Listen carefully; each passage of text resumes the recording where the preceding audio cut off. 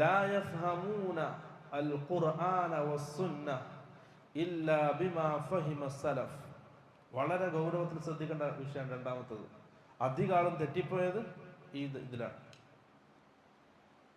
ഖുർആനും സുന്നത്തും നാം മനസ്സിലാക്കേണ്ടത്, അതിനെ നാം വ്യാഖ്യാനിക്കേണ്ടത്, അല്ലെങ്കിൽ അതിനനുസരിച്ച് അമൽ ചെയ്യേണ്ടത് സഹാബാക്കൾ അമൽ ചെയ്തതുപോലെ, സഹാബാക്കൾ മനസ്സിലാക്കിയതുപോലെ, സഹാബാക്കൾ വ്യാഖ്യാനിച്ചതുപോലെ. കുല്ലു ഫഹ്മിൻ ഖാലഫ ഫഹ്മ സഹാബ ഫഹുവ ബാത്തിൽ.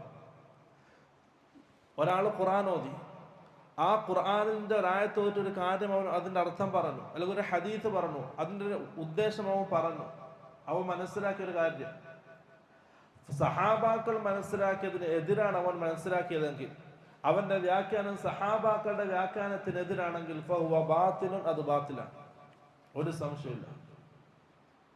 സഹാബാക്കൾ അന്ന് എന്താണോ ദീനായി പഠിപ്പിച്ചത്, ഖിയാമത്ത് നാൾ വരെ അത് ദീനാണ്. സഹാബാക്കൾ എന്ന് എന്താണോ ദീനല്ല എന്ന് പഠിപ്പിച്ചത്, ഖിയാമത്ത് നാൾ വരെ അത് ദീനല്ല. സഹാബാക്കളെല്ലാം നമുക്ക് എന്ത് ചെയ്യാൻ പറ്റൂല, ദീൻ പൂർണ്ണമായി കിട്ടൂല. കാരണം അല്ലാഹു സുബ്ഹാനഹു വ തആല ഖുർആനിൽ എടുത്തു പറഞ്ഞ വിഭാഗമാണ് റളിയല്ലാഹു അൻഹും വറദു അൻഹു. സഹാബാക്കളെ സംബന്ധിച്ച് അല്ലാഹു പറഞ്ഞ വാക്കാണ്, അല്ലാഹു അവരെ തൃപ്തിപ്പെട്ടിരിക്കുന്നു. എന്തിന്? അള്ളാഹിന്റെ ദീനിന്റെ വാഹകരായിട്ട് അല്ലാഹു തൃപ്തിപ്പെട്ടിരിക്കുന്നു, അവർ അല്ലാഹുവിലും തൃപ്തിപ്പെട്ടിരിക്കുന്നു.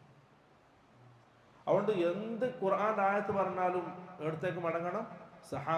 സഹാബാക്കൾ എങ്ങനെ മനസ്സിലാക്കി, അതിനെ സഹാബാക്കൾ എങ്ങനെ വ്യാഖ്യാനിച്ചു, അതനുസരിച്ച് എങ്ങനെ സഹാബാക്കൾ അമൽ ചെയ്തു, അതിലേക്ക് നാം മടങ്ങണം. ഇല്ലെങ്കിൽ എന്ത് സംഭവിക്കും?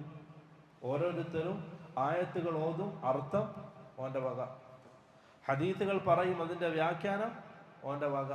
അങ്ങനെ ഓരോരുത്തരും ഹദീത്ത് പറയും, അങ്ങനെ ഓരോ ചിന്തകളും ഓരോ തത്വങ്ങളും ഇങ്ങനെ ഉണ്ടാക്കി വിടും.